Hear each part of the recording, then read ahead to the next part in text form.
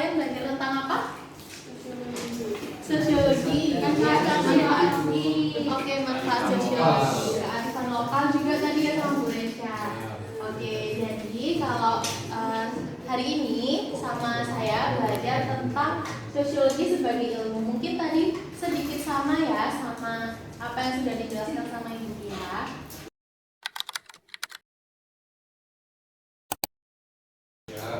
Oke, sebelum kita mulai pelajarannya, kalian menonton video ini dulu.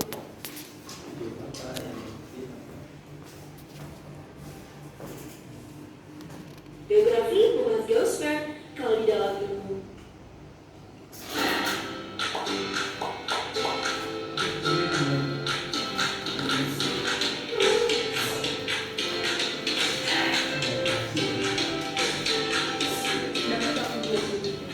Apakah kamu pernah berpikir hidup sendiri di dalam goa, tidak ada orang, tidak ada kehidupan, tidak ada interaksi?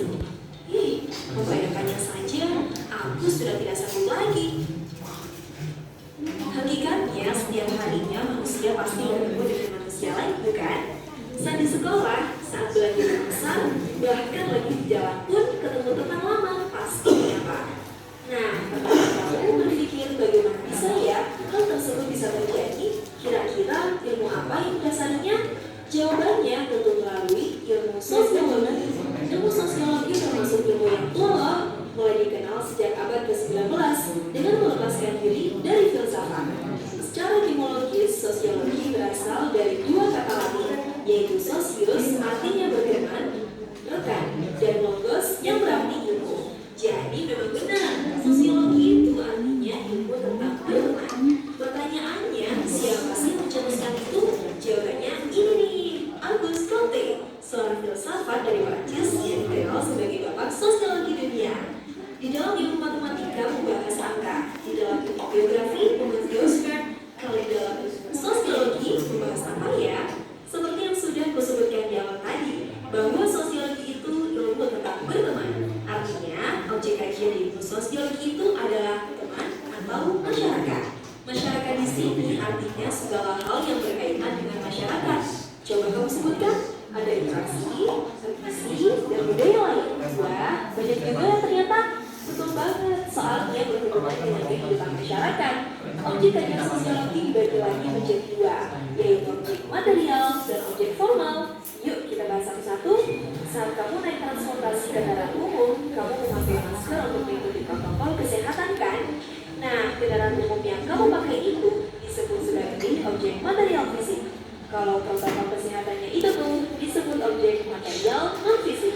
Simpelnya, objek material adalah gejala sosial yang bisa kita rasakan keberadaannya. Masih ingat kan tadi aku naik kendaraan umum? Saat aku naik, aku memberikan informasi tujuan lokasiku kepada petugas transportasi kan? Interaksi yang aku lakukan inilah bentuk objek formalnya. Artinya, aku tidak hanya merasakan, tapi juga berinteraksi secara langsung dengan petugas transportasi. Kamu tahu kemacetan di Jakarta? Kira-kira menurutmu penyebabnya apa ya?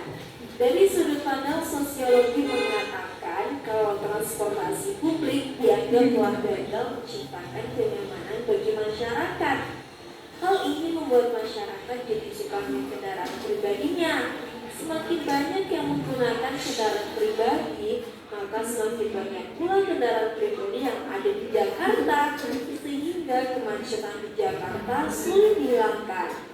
Nah, ini menggambarkan bahwa sosiologi bersifat empiris. Artinya, ciri empiris dari sosiologi mengacu pada sifat dari hasil observasinya yang tidak spekulatif atau tidak dilahirkan dari spekulasi ya, melainkan observasi empiris.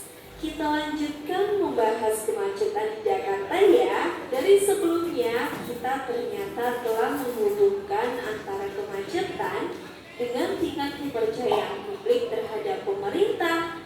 Nah, kegiatan menghubungkan sebab akibat itu menjadi ciri dari teorinya sosiologi, di mana sosiologi selalu berusaha untuk menarik kesimpulan yang menjelaskan hubungan sebab akibat dari gejala-gejala sosial yang diteliti.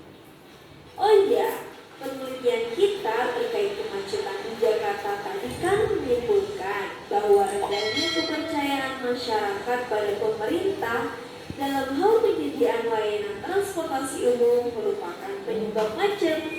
Tapi ada juga penelitian lain yang justru menyimpulkan bahwa tingginya daya beli masyarakat yang justru menjadi penyebabnya. Nah, dari dua kesimpulan itu, atau bisa dikatakan dua hasil penelitian itu, lalu kita tarik kesimpulan baru yang lebih presisi itulah bentuk dari sosiologi sebagai ilmu yang bersifat kumulatif. Artinya, kegiatan menggabungkan beberapa hasil penelitian hingga menghasilkan kesimpulan baru. Setiap manusia pasti suka menilai suatu persoalan sosial kan? Nah, kalau berbicara kemacetan di Jakarta, menurut kamu baik atau buruk sih? Kalau dalam kajian sosiologi sih tidak menilai baik atau buruk ya, karena sosiologi itu bersifat non-etis. Artinya sosiologi itu tidak menilai baik atau buruknya suatu persoalan sosial. Nah, itu dia sosiologi sebagai ilmu yang telah kita pelajari bersama. Gimana? Sekarang sudah paham kan? Terima kasih. Sampai jumpa di video pembelajaran asik lainnya.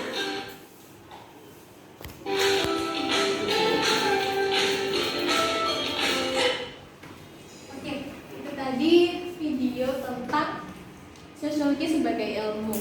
Tadi kalian bisa menyimpulkan dari video itu menjelaskan apa aja?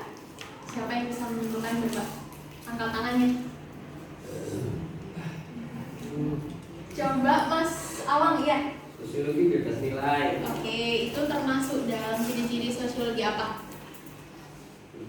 Yang ya itu tadi betul. Sosiologi bebas nilai itu termasuk dalam ciri-ciri sosiologi. Ilmu pengetahuan. Ya, oke. Ciri-ciri sosiologi ilmu pengetahuan. Sekarang Bu Guru mau menuliskan di papan tulis ya, ini buat kalian catat. Nanti kalau ujian biar bisa.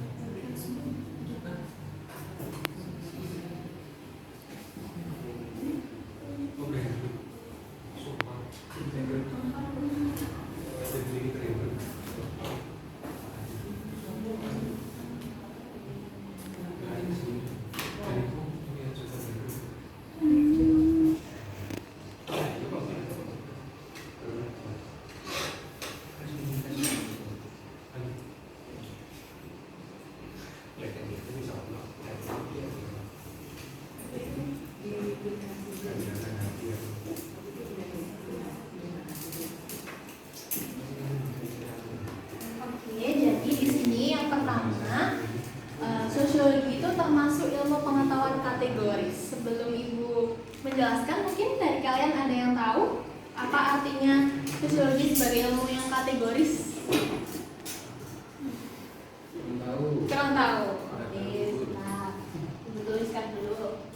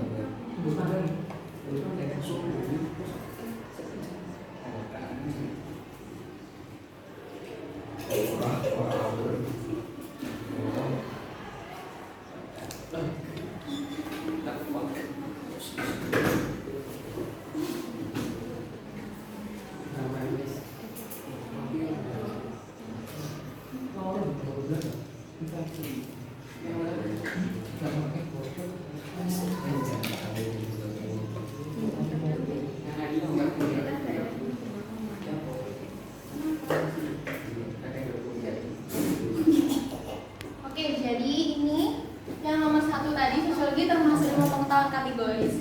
Itu artinya berfokus pada apa yang terjadi di masyarakat. Misalnya kalau ada suatu peristiwa permasalahan sosial, itu berarti kita fokusnya ke apa yang terjadi dalam suatu masyarakat tersebut. Jadi bukan apa yang seharusnya terjadi, bukan bersifat normatif.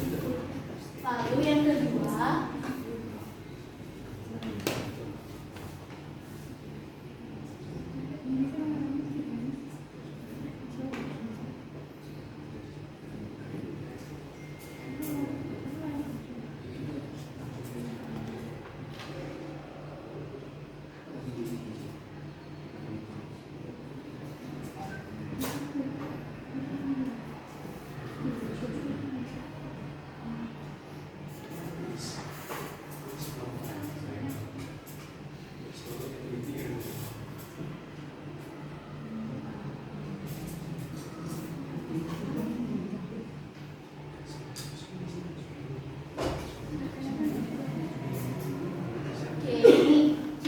kedua, yaitu sosiologi adalah ilmu yang murni atau biasa disebut sebagai pure science. Lalu yang ketiga,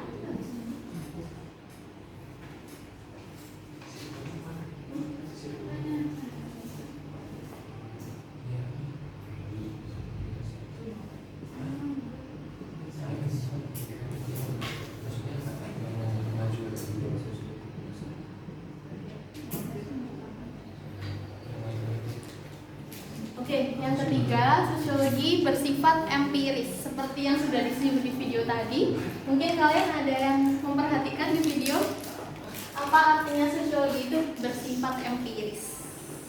Berdasarkan fakta-fakta. Oke, betul, berdasarkan fakta-fakta ya.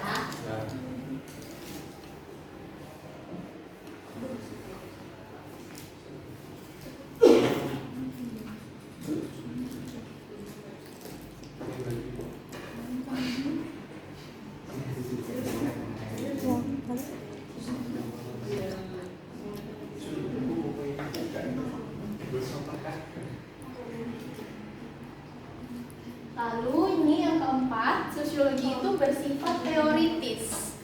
Di sini artinya ilmu itu dibangun menjadi sebuah teori atau biasa disebut abstraksi yang disusun secara logis untuk mencari sebab akibat suatu fenomena yang sudah terjadi. Seperti itu. Lalu yang keempat, yang kelima, sosiologi bersifat kumulatif.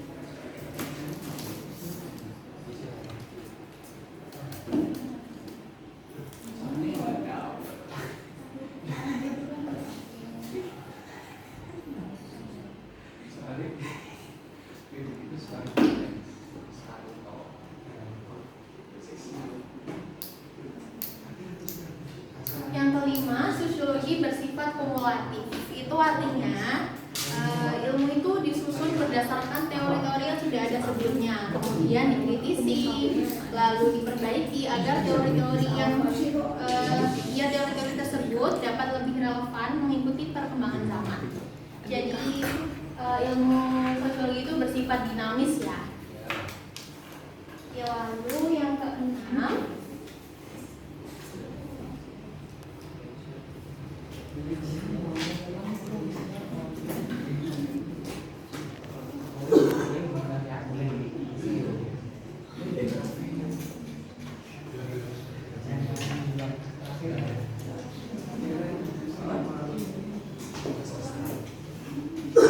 lalu di sini yang keenam itu sosiologi bersifat non-etis, artinya tidak mempertimbangkan baik buruknya suatu fakta, seperti yang sudah disampaikan sama Mas Awang tadi, betul, yaitu tidak mempertimbangkan baik buruknya suatu fakta itu tadi ya, bisa disebut sebagai non-etis.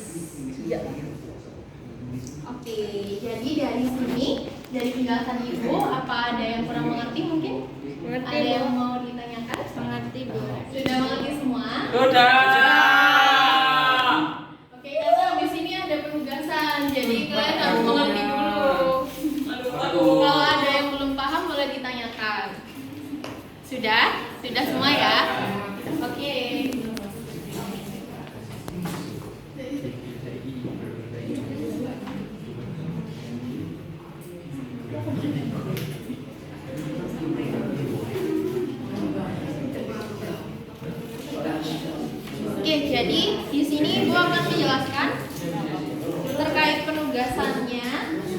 Setelah kalian tadi menyimak video yang sudah ditayangkan sama beberapa penjelasan dari Ibu, kalian bentuk 3 kelompok ya. Lalu mengerjakan TTS ini. Teka-teki silang. Nanti kelompok yang benar dan tercepat nanti dapat hadiah dari Ibu. Oke, ini kelompok 1. Kelompok iya 3 ya. Ini kelompok 2. Oke, silakan dikerjakan dulu.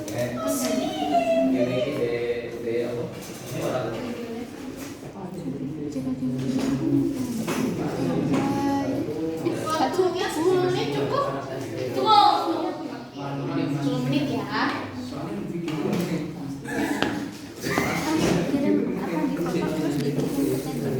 Kamera biasa aja. Paling murah soalnya itu nomornya di dapat diperbarui relevan beberapa relevan disebut dapat dikritisi dilatih sesuai ini di video lagi. Aduh. Pasti anu.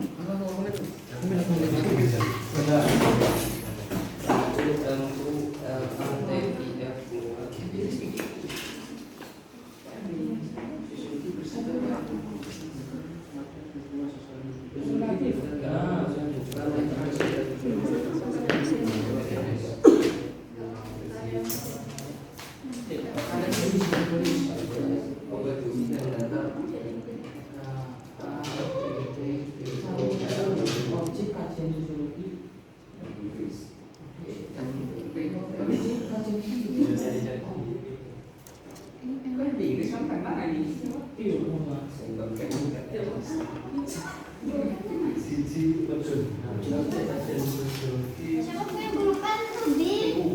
Siapa punya pulpen?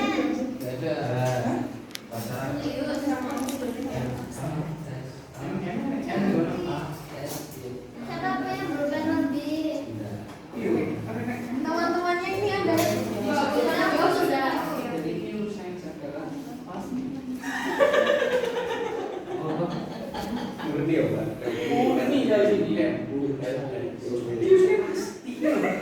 Pasti beside deh.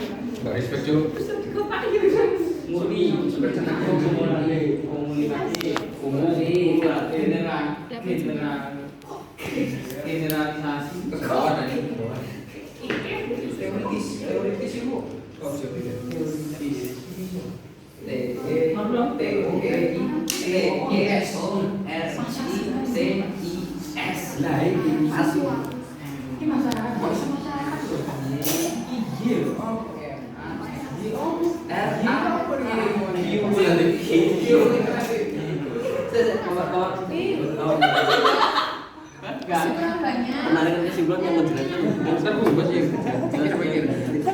penarikan kesimpulan berikan kesimpulan itu apa dua menurun di dua menurun papat kategoris Kategori itu sebagai A, B, C, D, U, F. Pas.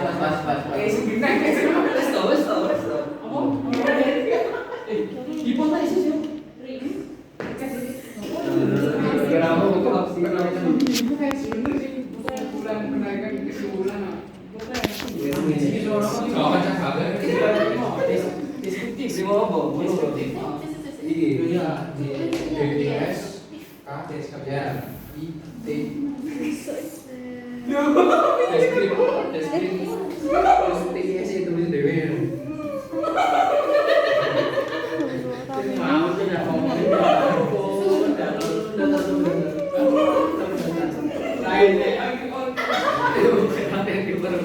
Dua sudah. Kelompok satu sudah.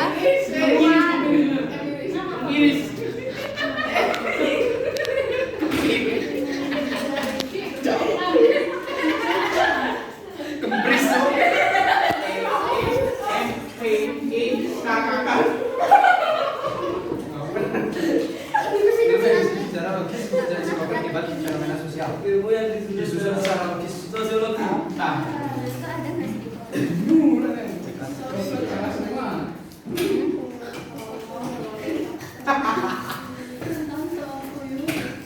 oke.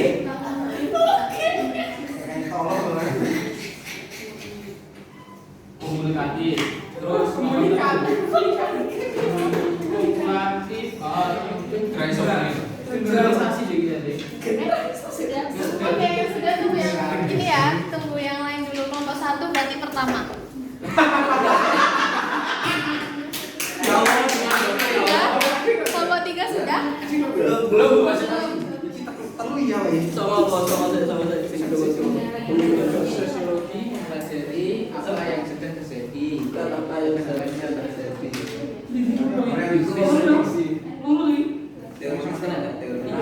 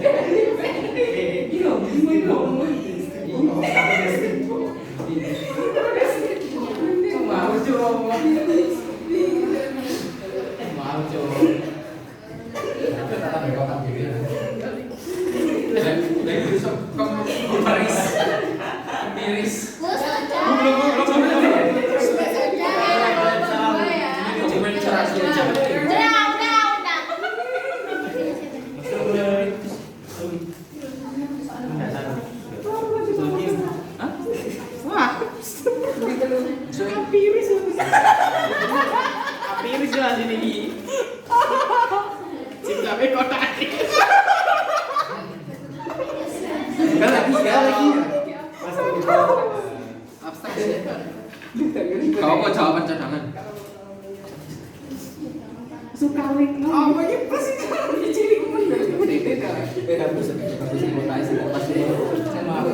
Oke, coba kelompok satu boleh maju terlebih dahulu dibacakan jawabannya. Apakah udah sama kelompok semua? Tapi kelompok dua kalau betul pulang ya. Kalau ya kurang nanti dapat hadiah dari Chaos banget. Langsung jawabannya. Nomor satu mendatar murni. Kelompok tiga itu belum selesai. Oke, coba diperhatikan dulu. Oke. Nomor satu menurun, jawabannya manusia. Mendatar, kumulatif. Iya. Dan Oke, sambil dicontohkan ya.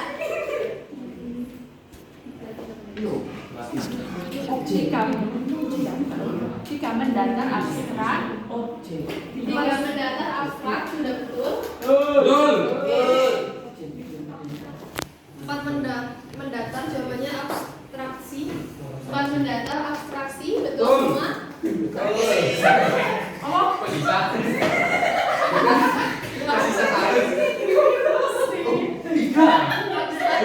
Tiga abstrak kan ya? Empat? Abstraksi. Sisa satu.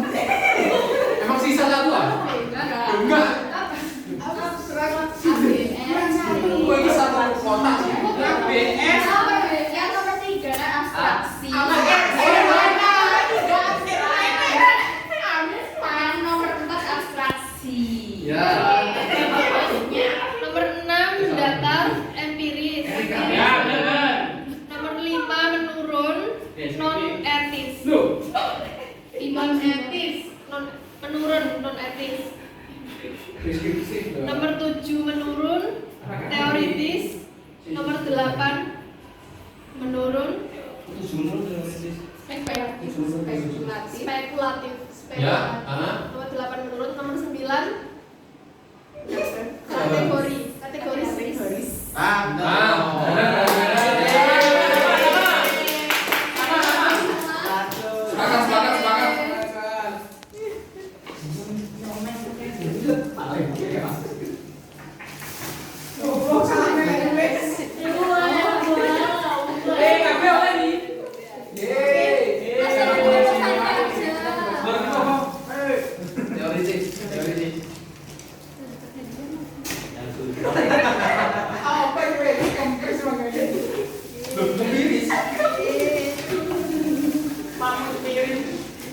Oke, karena kelompok satu yang tercepat dapat hadiah dari Ubur.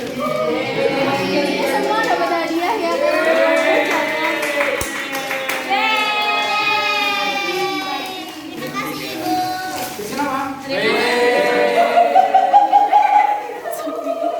Kalau menunya boleh dikumpulkan. Sudah selesai belum itu? Maaf berantakan Bu. Oke, nggak Mohon maaf apa-apa. berantakan. Sudah.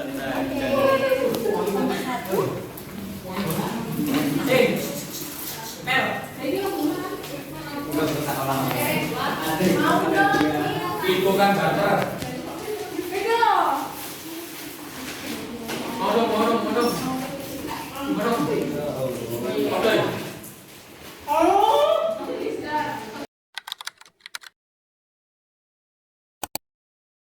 Oke, jadi cukup sekian ya pembelajaran hari ini. Terima kasih kepada anak-anak yang sudah mengikuti pembelajaran hari ini. Ibu akhiri, wassalamualaikum warahmatullahi wabarakatuh.